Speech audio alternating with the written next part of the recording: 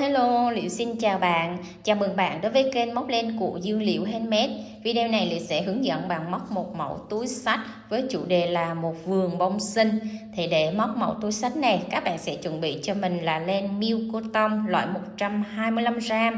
Các bạn chuẩn bị cho mình cái mã màu xanh, đó là mã 43 nha. Để hoàn thành cái túi xách này thì mã màu xanh này các bạn sẽ chuẩn bị cỡ tầm là 130 đến 140g len nha. Về màu trắng thì các bạn sẽ chuẩn bị cho mình cỡ là 100g màu trắng, và cái màu vàng với màu xanh này thì các bạn sẽ chọn cái tông vàng tươi, còn xanh là xanh pastel nhẹ nha, để nổi bật cái phần túi của mình lên. Rồi 4 tông màu chủ đạo như vậy các bạn nha. Về kim móc thì ở cái phần túi này mình sẽ móc bằng chập sợi, cho nên mình hướng dẫn đầu 4/0 này các bạn, kim SKC nha. Phần trang trí hoa lá thì chúng ta chuẩn bị kim móc 2.5 là kim đầu 4/0 này các bạn. Rồi chuẩn bị thêm cho mình chiếc kéo cắt len, một chiếc kim khâu len, một cái nút hít để chúng ta khâu vào phần túi này các bạn, ghim định vị, ghim đánh dấu. Rồi thì những dụng cụ nguyên liệu kim móc và kim đan đều đều có bán ở shop. Các bạn kích vào cái bài mô tả có cái link Shopee và Lazada, các bạn sẽ chọn mua những mã màu và nguyên liệu này để mình học móc cái mẫu túi bông hoa xinh xinh đáng yêu này nhé. Rồi chúng ta cùng vào phần bài học thôi nào. Chúng ta sẽ móc phần đáy túi trước nha. Các bạn sẽ sử dụng hai sợi len song song như vậy, và mình sẽ lấy một sợi len ở đầu và một sợi len mình sẽ rút ruột trong cái cuộn len ra, là chúng ta có thể sử dụng một cuộn len móc đủ một chiếc túi là vừa đủ, không cần phải mình mua 2 cuộn các bạn nha. Rồi tạo cho mình một nút thắt trước nè, móc lên cho mình 23 mũi móc xích.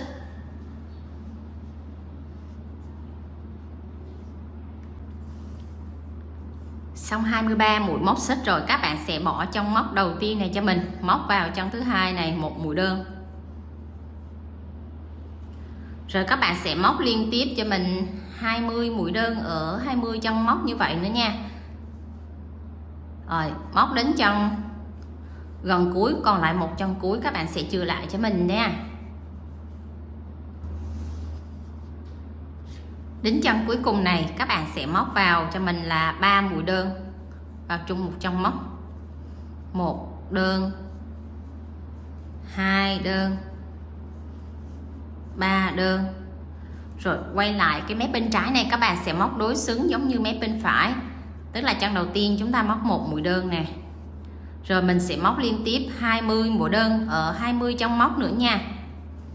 Rồi mình sẽ gặp các bạn sau khi các bạn móc xong đến chân móc thứ 20 nha.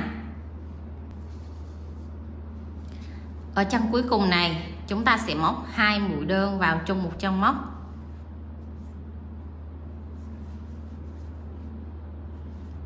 Xong rồi các bạn kết hàng lại bằng một mũi dời vào trong móc đầu tiên này, kéo lên qua là mình xong hàng thứ nhất nha. Bắt đầu lên hàng thứ hai, các bạn móc lên cho mình một mũi móc xích, móc vào chân đầu tiên này là 2 mũi đơn vào chung một chân móc. Rồi tiếp theo 20 chân móc ở 20 mũi đơn này, các bạn sẽ móc liên tiếp như vậy cho mình nha. Rồi móc đến chân gần cuối, các bạn móc 20 mũi đơn rồi dừng lại ở chân cuối này các bạn nhé. 3 cái chân mà chúng ta bo góc lại mà lúc nãy mình móc 3 mũi đơn vào chung một chân đó, thì 3 chân này các bạn sẽ móc cho mình là mỗi chân móc 2 mũi đơn nha. 2 mũi đơn vào chung một chân móc, lặp lại 3 lần như vậy cho mình.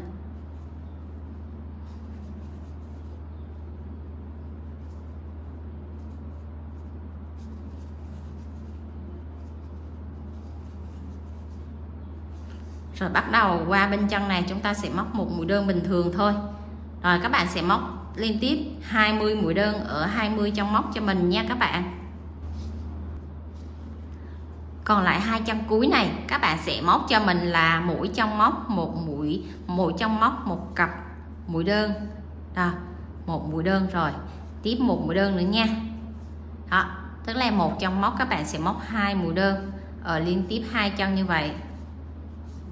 Đây, với cái góc đầu tiên mình cũng thêm 2 ở góc này, là mỗi cái góc này là có 3 mũi đơn, 3 chân móc, mỗi chân móc là một cặp 2 mũi đơn vào chung một chân như vậy nha. Đó, hai cái góc oval này là mình sẽ tăng ở cái phần đó thôi. Rồi chúng ta sẽ kết hàng lại bằng một mũi dời vào trong móc đầu tiên này, siết chặt lại, bắt đầu lên tới hàng tiếp theo, các bạn móc lên cho mình một mũi móc xích, móc vào chân đầu tiên này một mũi đơn, chân thứ hai 2 mũi đơn vào chung một chân móc. Rồi tiếp theo các bạn sẽ móc 20 chân móc, mỗi chân móc là một mũi đơn nha. Rồi các bạn móc đến chân thứ 20 mình dừng lại nha. Bắt đầu tới cái góc mà tăng mũi này nè, các bạn sẽ tăng cho mình là 1 2 1 2, lặp lại 3 lần. 1 2 2 tức là 2 mũi đơn vào chung một chân móc. 1 2. Rồi một cụm 1 2 nữa nha các bạn, 3 lần như vậy. Xong rồi chúng ta sẽ móc 20 mũi đơn tiếp theo, tương tự như mép bên phải vậy nha. Rồi 20 mũi. Còn lại 4 chân móc cuối thì các bạn cũng tăng một cụm làm 1 2 tương tự như cái góc oval bên kia nha. Đấy, 1 2 lặp lại 2 lần cho mình. 1 2.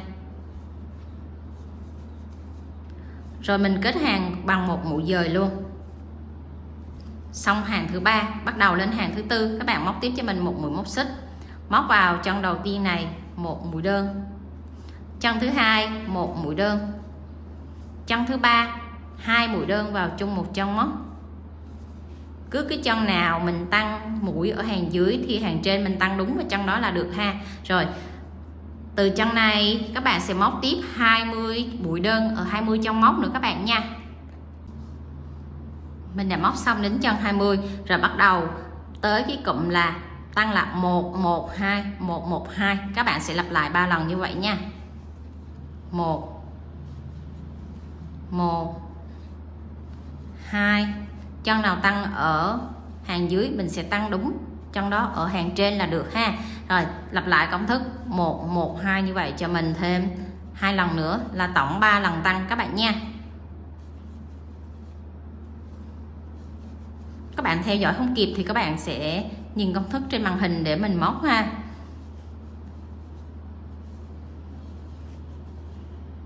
Rồi tăng 2 vào góc này.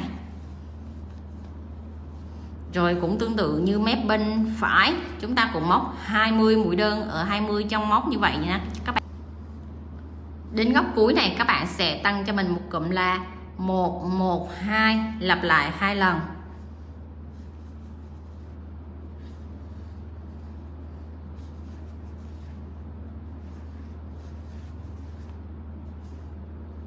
Ba chân cuối này 1 1 2,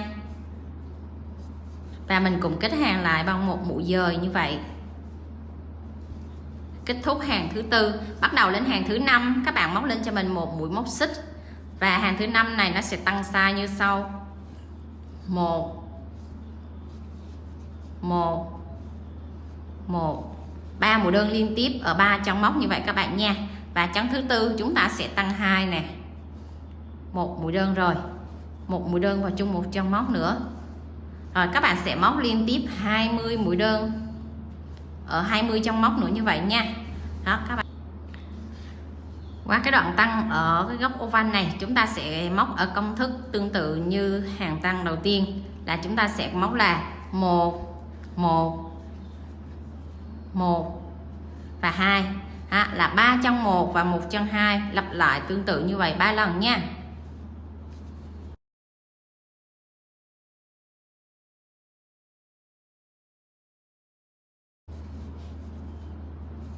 Hai vào chân này và 20 trong móc tiếp theo, 20 mũi đơn, các bạn cũng móc tương tự như mép bên phải vậy nha. Mình sẽ gặp nhau và đến cái cụm bo góc tăng này các bạn cũng móc tương tự công thức 1 1 1 2, lặp lại 2 lần.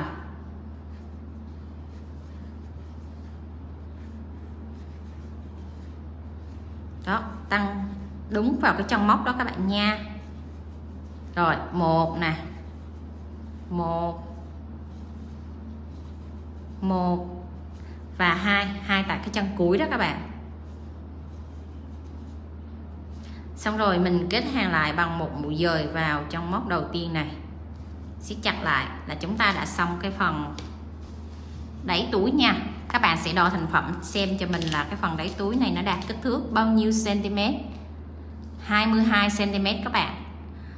Thôi thì các bạn sẽ móc tương tự cho mình công thức y chang như vậy cho một cái đế nữa, rồi chúng ta sẽ khâu canvas để cho chiếc túi của mình nó chắc chắn nha. Xong cái phần đế thì chúng ta có 70 trong móc. Bắt đầu lên tới phần thân. Phần thân thì các bạn sẽ đổi công thức móc như sau. Đầu tiên lên cho mình 1 xích, 2 xích, 3 xích, móc vào cái chân đầu tiên này cho mình bằng mũi BLO, tức là mũi 1 mét thôi các bạn nha. 1 mét phía bên ngoài này, còn mét bên trong này các bạn sẽ chữa lại nha. Đây, đâm kim vào cái chân móc đó, cái chân mà chúng ta lên mũi móc xích luôn các bạn nha. Mũi kép này các bạn phải móc cao, chiều cao của mũi kép này á là nó phải có tương đương bằng 3 mũi móc xích. Đây mình đo cho các bạn xem, chiều cao của mũi kép này á là nó phải đạt cỡ 2,5 cm các bạn nha. Đó, để chiếc túi của mình là nó đúng với chiều cao. Rồi đâm kim vào trong móc đó, móc tiếp cho mình một mũi kép nữa. Rồi 2 mũi kép vào chung một trong móc như vậy các bạn nha. Bắt đầu một mũi kép ở chân thứ hai tiếp theo. Đó, nếu các bạn mà móc không có cao tay thì các bạn móc cái mũi này cỡ 2 cm cũng được nha. Rồi chừa ra một trong móc. Đó, hàng này các bạn phải móc 1 mét như vậy thôi các bạn nha. Chừa ra một trong móc. Chân này các bạn không móc nè, móc tiếp vào chân kế này cho mình một cặp 2 mũi kép vào chung một trong móc nữa.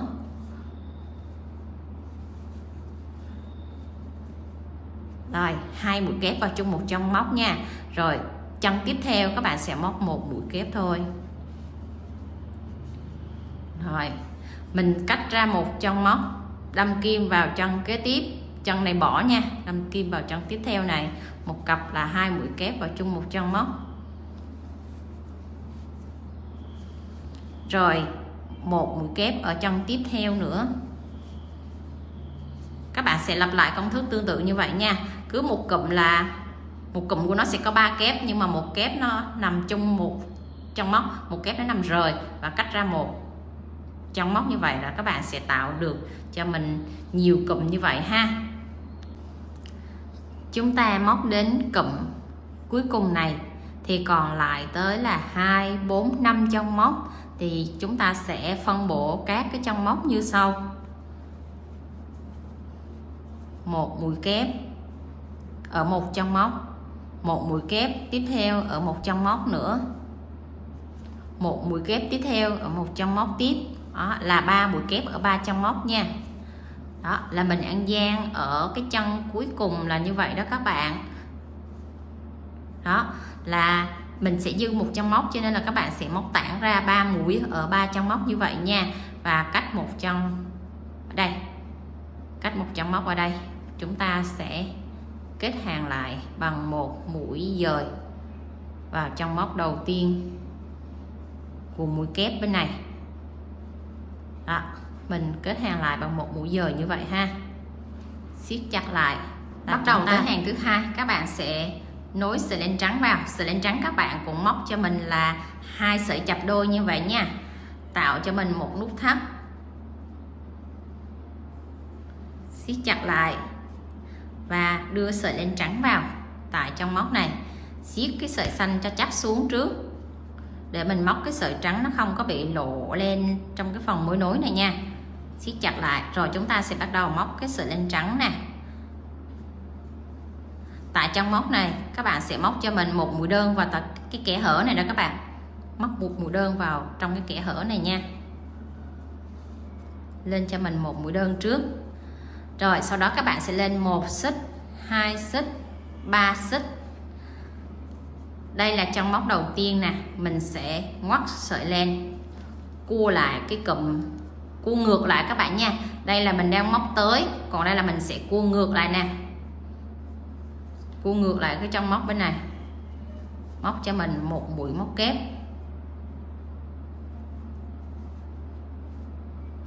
Rồi cái sợi len xanh này nè các bạn sẽ giữ nguyên để mình móc tiếp hàng thứ hai, chúng ta không có cắt len nha.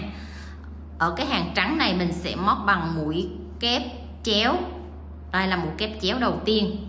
Mũi kép chéo thứ hai các bạn sẽ móc tại cái trong móc bên này, chúng ta sẽ ngoắt sợi len và móc lên cái cụm màu xanh xanh mà mình chia cụm đó các bạn thấy không? Mỗi cụm các bạn sẽ chia như vậy, rồi nó sẽ có hai cái kẽ hở này thì các bạn sẽ móc tiếp, ngoắt sợi len, móc vào cái kẽ hở này nè các bạn, kéo dài tay ra, kéo dài tay của mũi kép ra. Cái mũi kép này các bạn phải móc chiều cao của nó là 3 cm nha. Đó, xong mũi kép rồi các bạn móc lên cho mình một mũi móc xích, ngoắt sợi len, quay lại cái chân móc bên này, quay lại chân móc đây ha, quay lùi lại đó, tại vì móc chéo đó các bạn, quay lùi lại, kéo cao sợi len lên và móc qua cho mình mũi kép thứ hai. Đó, các bạn hình dung mũi kép chéo là các bạn sẽ dễ móc ha. Chéo tức là mình sẽ móc chân trước rồi mình sẽ lùi lại chân sau, còn bình thường là mình móc tại chân này trước rồi tới cái chân tiếp theo, còn đây là mình móc chân trước rồi mình mới lùi nó lại một chân móc, gọi là mũi kép chéo nha. Bắt đầu qua tới cụm thứ ba các bạn cũng móc tương tự như vậy, ngoắt sợi len. Đáng lẽ là mình phải móc tại cái rãnh này nè, nhưng mà chúng ta sẽ móc tiến tới đây một cụm, đây tiến tới đây một cụm nè. Đó, mũi kép kéo dài tay thật dài đó các bạn nha. Các bạn mà kéo ngắn tay là cái phần thân túi nó sẽ bị bó lại đó. Xong một mũi kép các bạn sẽ móc cho mình một mũi móc xích, ngoắt sợi len, lại đâm kim chéo vào qua cái chân móc, lùi lại bên này một mũi kép nữa. Đó, các bạn thấy mũi kép của mình kéo thật là dài nha, để chiếc túi của mình nó bị nở ra chứ phần thân nó không có bị bó lại.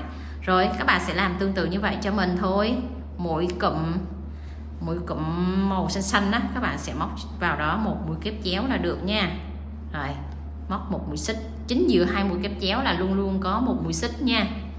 Rồi quay phần lên lại, móc vào đây, nó xoay ngược lại gọi là mũi kép chéo đó các bạn. Đó, mũi kép của mình rất là dài để cái phần chéo này nó đưa thẳng lên thì nó không có bị bó cái túi ha. Rồi các bạn sẽ móc tiếp theo màu trắng như vậy cho đến cụm cuối như này cho mình nha. Mình đã móc xong đến chân cuối cùng là chúng ta đã tạo thành cái thành đẩy rồi nha. Móc lỏng tay là cái phần túi của mình nó không bị bo lại mà nó sẽ tròn như thế này nha. Rồi chân cuối cùng là cái chân mà mình móc nó sẽ tiếp giáp với chân đầu tiên đây. Đó, trong một cái góc cái phần lỗ này nè các bạn sẽ móc hai chân móc nó tiếp giáp như vậy nha.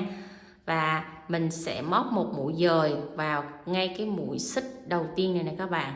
Mũi xích đầu tiên của cái cụm này, đây là cái mũi xích mà chúng ta chừa đó các bạn ha. Đó, các bạn sẽ móc vào đây, kéo lên qua, thực hiện một mũi trượt. Đó là chúng ta đã xong cái hàng trắng nha. Bắt đầu các bạn sẽ để cái sợi len màu trắng đó để chúng ta đưa tiếp cái sợi len xanh lên, móc cái sợi len xanh vào, siết cái sợi len trắng cho chặt xuống. Rồi bắt đầu chúng ta móc tới sợi len xanh nha. Để nối sợi len xanh móc tiếp vào đây thì các bạn sẽ móc tại cái lỗ của mũi của cái cụm trắng này nè. Đây các bạn sẽ móc vào cái lỗ này. Đó, cho mình một mũi đơn trước để mình đổi mũi móc trước. Đấy, tại cái lỗ đó các bạn nha, móc một mũi đơn rồi chúng ta lên một xích, hai xích. Rồi bắt đầu các bạn móc thêm hai mũi kép vào tại cái lỗ mình tạo của cái màu trắng này.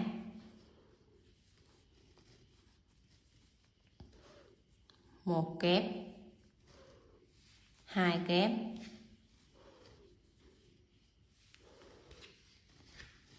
rồi bắt đầu chúng ta sẽ móc tiếp để cái sợi trắng này qua một bên để nó khỏi lộn nè các bạn. Rồi chúng ta sẽ móc tiếp là mỗi cái cụm chữ X này nè, chúng ta sẽ móc vào đây là mỗi cụm là 3 mũi kép, là 3 mũi kép vào chung một trong móc các bạn nha. Và mũi kép này các bạn cũng kéo dài tay cho mình, tối đa nó phải là 1,5 cm nha. Đó, các bạn sẽ móc liên tiếp như vậy cho mình là trong mỗi cụm chữ X này nè là sẽ móc 3 mũi kép vào chung một chân móc nha.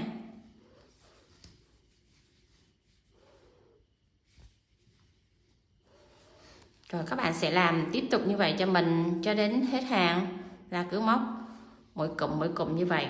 Đó, trong cái phần rãnh giữa chữ X đó nha, các bạn sẽ móc liên tiếp như vậy cho mình ha. Rồi mình đã móc đến chân cuối cùng và chúng ta cũng kết hàng bằng một mũi dời vào trong móc đầu tiên của mũi kép này. Đây các bạn, trong móc này nha, kéo lên qua.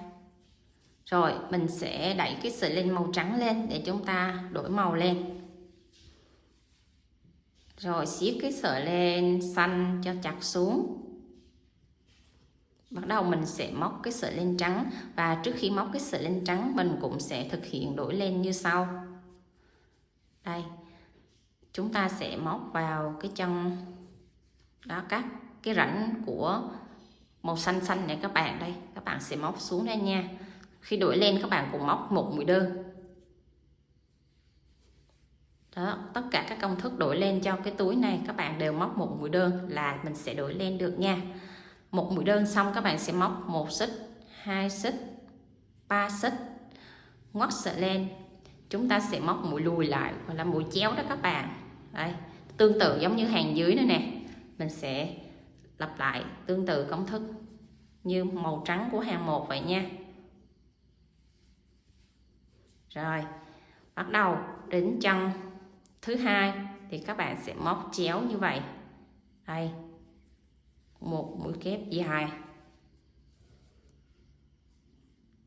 xong một mũi kép dài các bạn sẽ móc cho mình một mũi móc xích, ngoắt sợi len, đâm chéo lại và đâm lùi mũi móc lại đó các bạn. Một mũi kép dài, dài tức là kéo dài tay đó các bạn nha. Bắt đầu ngoắt sợi len, đâm tiếp tới cụm bên này nữa và móc một mũi xích, ngoắt sợi len, đâm ngược lại. Đây, một mũi kép. Rồi các bạn sẽ làm tương tự như vậy nha. Thì đó, khi mà mũi móc của mình nó dài á thì nhìn cái túi nó sẽ rất là cân đối.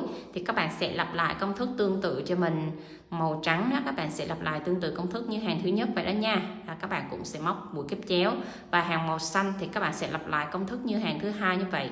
Khi mình lên mũi kép chéo, ở đây có một mũi xích nè, các bạn sẽ cho kim 3 mũi kép vào cái lỗ xích này là chúng ta sẽ móc đều hàng xanh như vậy nha. Thì các bạn sẽ lặp lại tiếp cho mình thêm 4 hàng màu xanh giống như hàng thứ hai này. Còn hàng màu trắng thì các bạn sẽ lặp lại thêm 4 hàng giống như hàng màu trắng này nữa, là tổng chúng ta chiếc túi sẽ có là 6 hàng màu xanh, 6 hàng màu trắng. Mình sẽ gặp các bạn sau khi các bạn móc xong đến phần thành túi nha.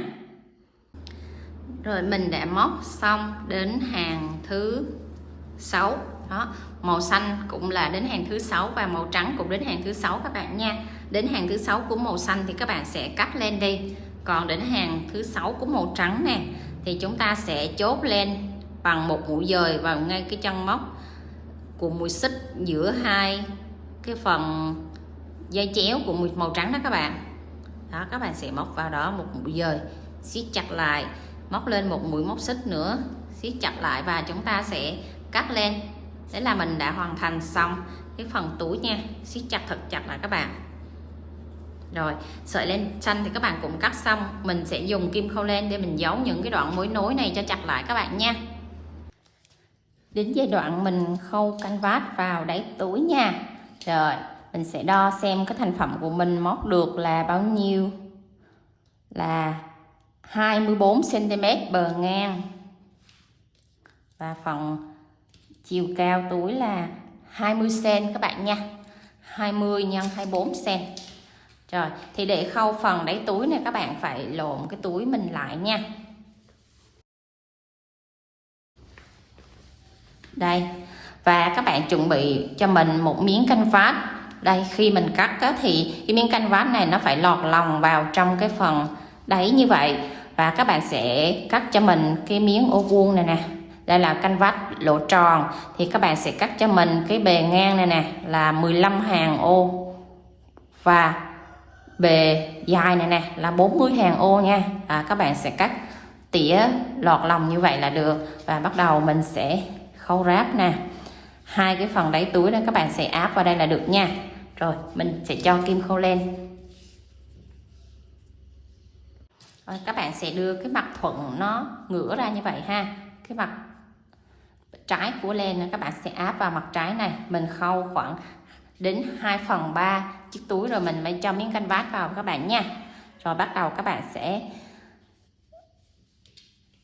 ướm cho mình và dùng cái ghim đánh dấu đó, các bạn sẽ ghim lại để các cái chân móc nó khỏi bị bung ha. Là các bạn có thể là định vị nó chắc chắn rồi là mình sẽ khâu cho nó đúng vị trí.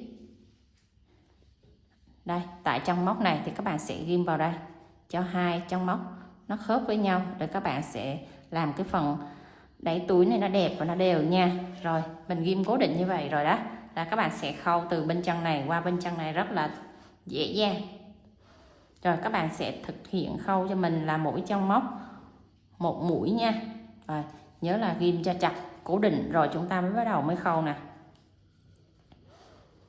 Chân móc tương ứng với ở trên này thì là chân móc ở dưới này.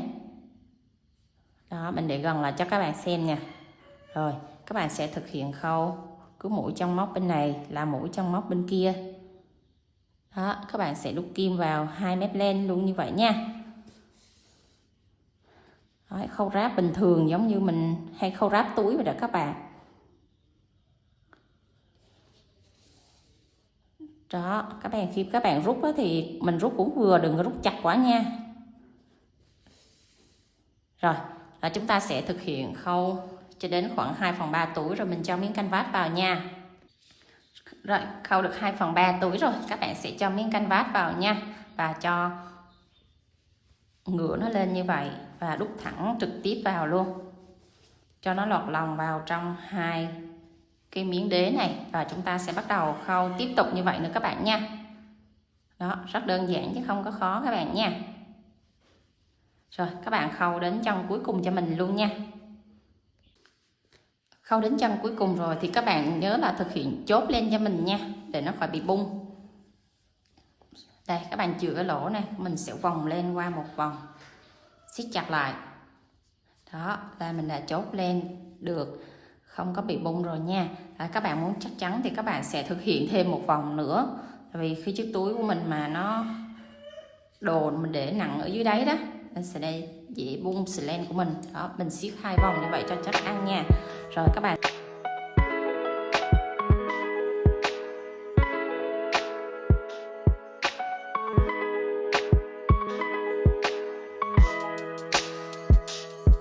chúng ta làm tới phần quai sách nha. Các bạn tạo cho mình một nút thắt, siết chặt lại và móc lên 55 mũi móc xích.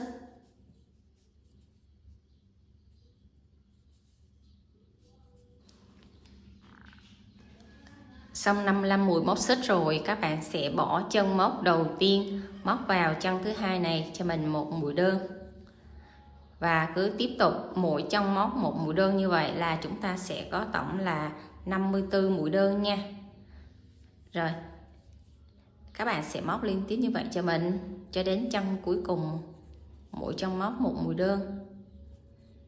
Mình sẽ gặp các bạn sau khi các bạn móc xong đến chân cuối cùng nha.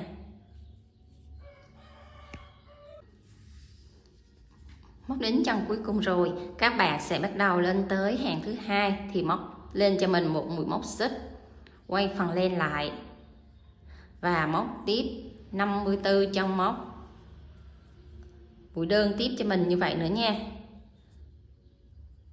Đó, các bạn sẽ móc tiếp theo cho mình 2 hàng nữa, là đến hàng thứ tư là chúng ta sẽ dừng lại để mình móc mũi dời nha. Đó, mỗi hàng các bạn đều là móc cho mình là 54 mũi đơn hết nha. Và khi các bạn móc xong đến cuối hàng thì các bạn cũng quay phần len lại và móc lên một mũi móc xích để tiếp tục lên hàng tiếp theo như vậy ha. Mình đã móc đến chân cuối cùng, tính luôn cái hàng mà chúng ta lên xích là 4 hàng, mà cái hàng chúng ta móc mũi đơn thì là tính 3 hàng nha. Đó, rồi bắt đầu chúng ta sẽ bẻ cái phần len thuận nó ra bên ngoài. Nó đang lên ngược, nó đang như thế này, len thuận nó bên ngoài này nè các bạn sẽ bẻ nó lại như vậy, là chúng ta sẽ móc cái phần quai, phần thuận nó ra bên ngoài này các bạn nha. Đây, bẻ nó lại như vậy, rồi bắt đầu chúng ta sẽ móc lên một mũi móc xích nữa, rồi đâm kim vào tại chân móc đầu tiên mép bên này và chân móc đầu tiên của mép bên kia, hai mép nó tương xứng với nhau, rồi các bạn sẽ kéo qua một mũi dời. Rồi tiếp theo, chân tiếp theo các bạn cũng móc tương tự như vậy nha, cứ một chân bên mép này móc một chân bên mép kia, rồi chúng ta sẽ móc dời qua, kéo lên qua. Đó, các bạn sẽ móc dời liên tục cho mình cũng 54 chân móc tương tự như vậy ha. Đó, cái phần mà mũi dời này các bạn nhớ là móc chặt tay cho mình nhé. Mình đã móc đến chân cuối cùng, tính luôn cái hàng mà chúng ta lên xích là 4 hàng, mà cái hàng chúng ta móc mũi đơn thì là tính 3 hàng nha. Đó, rồi bắt đầu chúng ta sẽ bẻ cái phần len thuận nó ra bên ngoài. Nó đang lên ngược, nó đang như thế này, len thuận nó bên ngoài này nè các bạn sẽ bẻ nó lại như vậy, là chúng ta sẽ móc cái phần quai, phần thuận nó ra bên ngoài này các bạn nha. Đây, bẻ nó lại như vậy, rồi bắt đầu chúng ta sẽ móc lên một mũi móc xích nữa, rồi đâm kim vào tại chân móc đầu tiên mép bên này và chân móc đầu tiên của mép bên kia, hai mép nó tương xứng với nhau, rồi các bạn sẽ kéo qua một mũi dời. Rồi tiếp theo, chân tiếp theo các bạn cũng móc tương tự như vậy nha, cứ một chân bên mép này móc một chân bên mép kia, rồi chúng ta sẽ móc dời qua, kéo lên qua. Đó, các bạn sẽ móc dời liên tục cho mình cũng 54 chân móc tương tự như vậy ha. Đó, cái phần mà mũi dời này các bạn nhớ là móc chặt tay cho mình nhé. Mình đã dời đến chân cuối cùng, thì tất cả các mũi dời các bạn đều phải móc đều tay như vậy ha, để cho chiếc quai sách của mình nó đẹp. Và chân cuối cùng này các bạn kết hàng bằng một mũi móc xích, siết chặt lại và cắt cho mình một đoạn len có chiều dài cỡ tầm là 20 cm nha. Để cái đoạn này lát nữa mình sẽ khâu vào trong phần thân túi luôn. Rồi khi cái phần quai này khi mình làm xong á thì nó hơi mềm, thì các bạn muốn phần quai nó mềm á thì các bạn sẽ giữ nguyên như vậy. Còn cái phần quai mà các bạn muốn nó cứng cáp á thì mình sẽ có một thủ thuật để mình hướng dẫn các bạn làm phần quai cứng nha. Đây là phần quai cứng nè, các bạn cũng làm chung một công thức như vậy luôn. Đó, thì lúc mình cầm nắm và mình xách thì nó cứng, còn cái đây là nó hơi mềm, nó có cái độ èo ọt hơn nè. Thì có một cách để mình hướng dẫn cho các bạn làm cho nó cứng nha. Ở đây mình sẽ có cái cây kẽm mà chúng ta nẹp lá đó các bạn, nẹp lá làm hoa đó. Đó, cái kẽm nguyên thủy nó là dài như vậy ha, thì các bạn sẽ để nguyên cái kẽm nó, bẻ cái đầu này nè, bẻ cái đầu nhọn ở trên đó, rồi các bạn sẽ đút trực tiếp nó vào trong cái phần quai sách này nè. Đó, các bạn cứ đưa thẳng rồi các bạn sẽ đút thật sâu vào nha. Đây, một tay giữ cái kẽm và một tay đẩy. Đó, vừa giữ cái kẽm vừa đẩy cho nó sát vào. Các bạn cứ đẩy sát ha. Khi đẩy thì các bạn sẽ canh cho cái phần quai của mình nó thẳng như vậy ha, để đẩy cái cây kẽm nó thẳng vào, nó không có bị lồi ra ngoài. Đó, đẩy xong rồi là các bạn sẽ uốn cái phần vai của mình theo ý thích nè. Đó, nó sẽ cong được, nó sẽ thẳng được và nó sẽ giữ cái độ nếp cứng của mình khi mình để cái phần túi nó dựng đứng lên á, cái phần quai nó sẽ cứng nha. Còn một chút xíu dư này thì các bạn sẽ dùng kéo cắt nó đi. Thế là mình đã xong cái phần quai ha. Đó, nó rất là cứng cáp, khi mình để nó không có bị ngã cái phần quai túi nha các bạn. Rồi các bạn sẽ chuẩn bị tương tự như vậy cho mình một cặp quai chung một công thức ha. Bắt đầu chúng ta móc đến phần trang trí của chiếc túi nha. Đầu tiên là tạo cho mình một nút thắt, siết chặt lại, móc lên 16 mũi móc xích. 1 2 3 4. Xong 16 mũi móc xích rồi các bạn sẽ bỏ ra cho mình là 3 chân móc. 1 2 3. Ngoắt sợi len, đâm kim vào chân thứ tư nha. Chân thứ tư đây. Móc lên cho mình một mũi móc kép. Rồi các bạn sẽ móc đều mỗi chân móc một mũi móc kép. Đó là chúng ta sẽ có tổng là 13 mũi móc kép ở 13 chân móc nha. Rồi các bạn sẽ móc đều như vậy cho đến chân cuối cho mình nha. Rồi đến chân cuối cùng chúng ta cũng móc lên 3 mũi móc xích để lên tới hàng thứ hai nha. Quay phần len lại, các bạn sẽ móc vào chân đầu tiên này một mũi móc kép. Rồi các bạn sẽ móc đều là mỗi chân móc một mũi móc kép như vậy, cũng là 13 chân móc, 13 mũi móc kép y chang như hàng thứ nhất vậy các bạn nha. Các bạn mà móc xong hàng thứ hai rồi thì các bạn cũng lên 3 mũi móc xích, quay phần len lại, các bạn sẽ móc tiếp 13 mũi móc kép ở 13 chân móc như vậy nữa. Rồi các bạn sẽ móc tổng là 5 hàng. Mình sẽ gặp các bạn sau khi các bạn móc xong đến hàng thứ 5 nha. Rồi mình đã móc xong đến hàng thứ 5 và kết thúc hàng thứ 5 vẫn là 13 mũi móc kép nha. Và chúng ta bắt đầu móc lên một mũi móc xích, siết sợi len vải và mình cắt cái sợi len xanh đi là chúng ta đã hoàn thành xong cái sợi len xanh nha các bạn. Siết chặt lại. Rồi bắt đầu các bạn sẽ nối cái sợi len màu trắng vào để chúng ta móc cái phần viền túi nha. Sợi len trắng các bạn cũng móc chập đôi. Đầu tiên là đưa cho mình tạo cho mình một nút thắt, rồi mình đưa cái sợi len vào nha. Đây các bạn sẽ cho vào một chân móc bất kỳ nào cũng được và chúng ta sẽ móc lên, đổi sợi len màu trắng qua. Rồi mình đã đổi sợi len màu trắng rồi, là các bạn sẽ bắt đầu móc lên sợi màu trắng này cho mình nha. Lưu ý là cái sợi trắng này các bạn phải móc là mũi móc dài tay, 1 xích, 2 xích, 3 xích. Rồi cái 3 xích này các bạn móc dài tay thì nó phải tương đương với lại là 2 đến 2,5 cm nha. Rồi các bạn sẽ móc 2 mũi móc kép vào chung một chân móc này cho mình. Đây, tại cái chân móc đó ha các bạn, móc tiếp 2 mũi móc kép vào cho mình luôn. 1 kép, 2 kép. Đó, các bạn sẽ móc liên tiếp là mỗi chân móc là 2 mũi móc kép nha.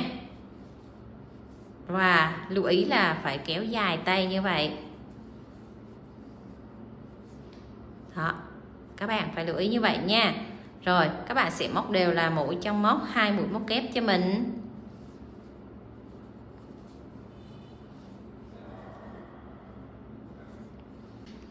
Rồi mình đã móc đến chân cuối cùng thì nó có một cái đoạn dúm bèo bèo như vậy ha.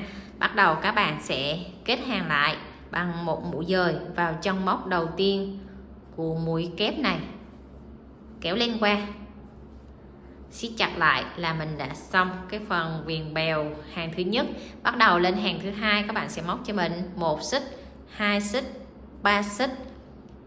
Cái chân mà lên xích chúng ta không tính nha, chúng ta cách cái chân thứ hai, đâm kim vào chân thứ ba này một mũi đơn. Đó là chúng ta cách 1 xích là móc qua chân kế tiếp này một mũi đơn. Rồi chúng ta lên 1 xích, 2 xích, 3 xích, lại cách một chân móc này, cách một chân móc móc vào chân thứ hai cho mình một mũi đơn đó, để các bạn tạo cái độ dúm dúm bèo bèo của cái phần ren ren này nha. Rồi các bạn sẽ móc tiếp 1 xích, 2 xích, 3 xích, cách một trong móc vào chân thứ hai này một mũi đơn. Các bạn sẽ lặp lại công thức tương tự như vậy cho đến chân cuối cùng nha.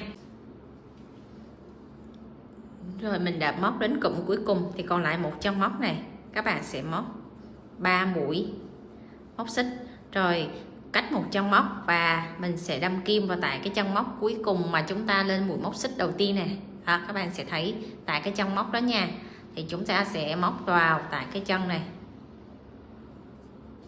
Đó, hai chân nó phải tiếp giáp với nhau như vậy các bạn nhé. Đâm kim vào tại cái chân móc đó là mình móc qua một mũi dời, siết chặt và mình sẽ cắt len.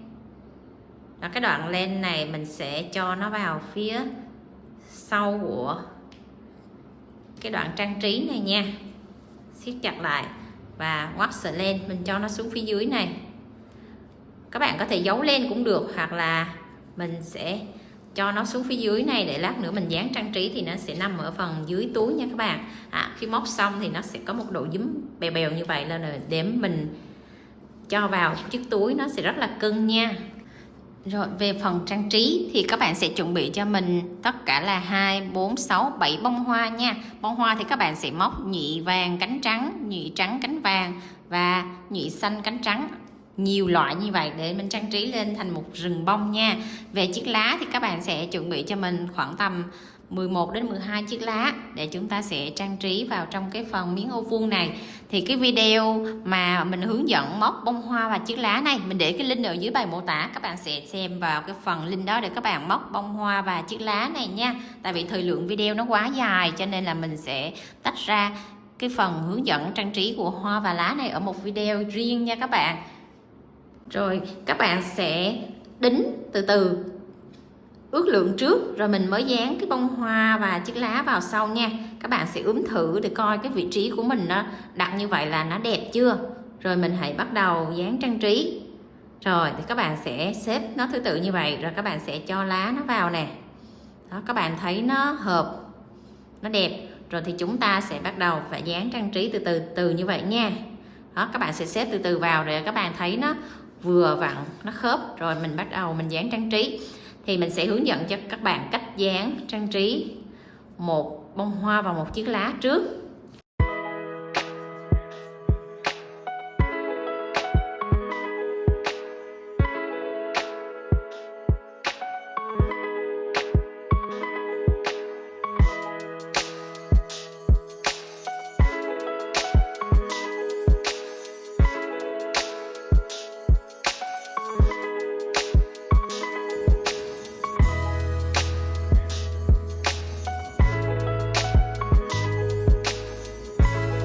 Giờ tới công đoạn là mình sẽ trang trí, thì các bạn sẽ trang trí trước rồi mình mới bắt đầu trang trí tới cái phần quai sách nha, để mình cố định cái phần cụm bông hoa này xong rồi mình mới bắt đầu ráp cái phần quai vào.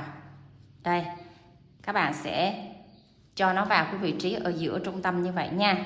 Đây, cách ở cái mép túi bên này là 2 cụm màu xanh, mép túi bên này 2 cụm màu xanh, và ở trên này là các bạn sẽ cho nó tiếp giáp, với cái hàng xanh trên cùng, và ở dưới nó sẽ tiếp giáp với cái hàng xanh dưới cùng. Đó, các bạn sẽ cố định vị trí như vậy rồi chúng ta sẽ dán cố định nó vào nha các bạn. Rồi chúng ta sẽ thực hiện dán nè.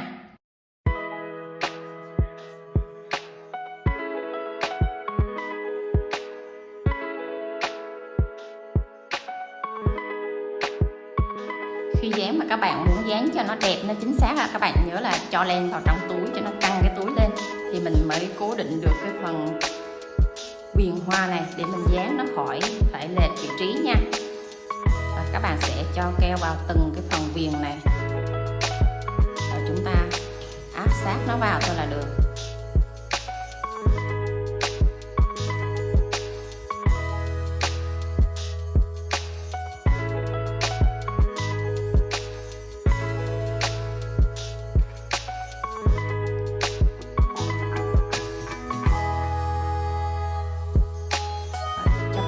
Bốn mặt như vậy cho mình là cái túi của mình nó xong phần trang trí, chúng ta sẽ bắt đầu tới phần khâu quai túi. Thì khi khâu quai túi nè, nó sẽ cố định như vậy cho mình rồi, mình khâu rất là dễ. Các bạn sẽ lùi vô hai cụm màu xanh, hai cụm màu xanh ở hai góc này. Là các bạn sẽ đưa cái phần quai nó vào đây.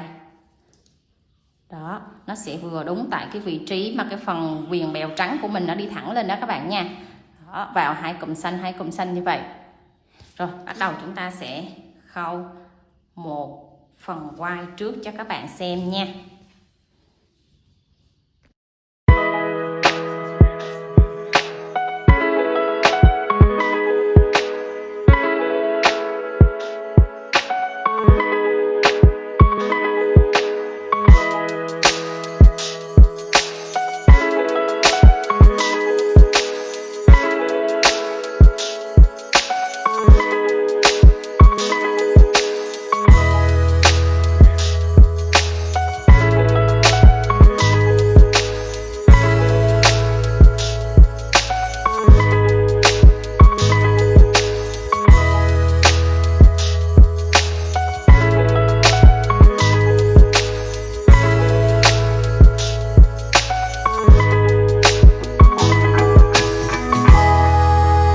Rồi, và đây là cái thành phẩm lúc mà mình để đồ cho nó căng cái túi lên nè các bạn. Các bạn thấy là đó, cái phần đáy rất là căng đều đẹp, phần thân cũng rất là đẹp nè. Rồi, cho tất cả bốn mặt của mình đều rất là đẹp, rất là cưng. Và mình sẽ đo cái thành phẩm khi mình để đồ căng cho các bạn xem nha. Rồi, chiều cao của túi là 20 cm, đáy túi là 23 cm. Và cái phần thân khi mình để đồ phòng rộng nè là 24 cm. Đó là chiếc túi của mình nó sẽ có kích thước là 20 x 24 cm nha. Rồi là chúng ta đã hoàn thành xong chiếc túi cưng rất là đẹp, rất là bánh bèo. Rồi các bạn thấy video này hay nhớ cho mình xin một like với nha. Và để lại bình luận bên dưới. Nếu có đoạn nào các bạn thắc mắc, các bạn chưa hiểu rõ đó, mình sẽ trả lời để hướng dẫn các bạn móc hoàn thành xong cái mẫu túi cưng này nha. Bye bye các bạn, hẹn gặp lại các bạn ở những video sau. See you.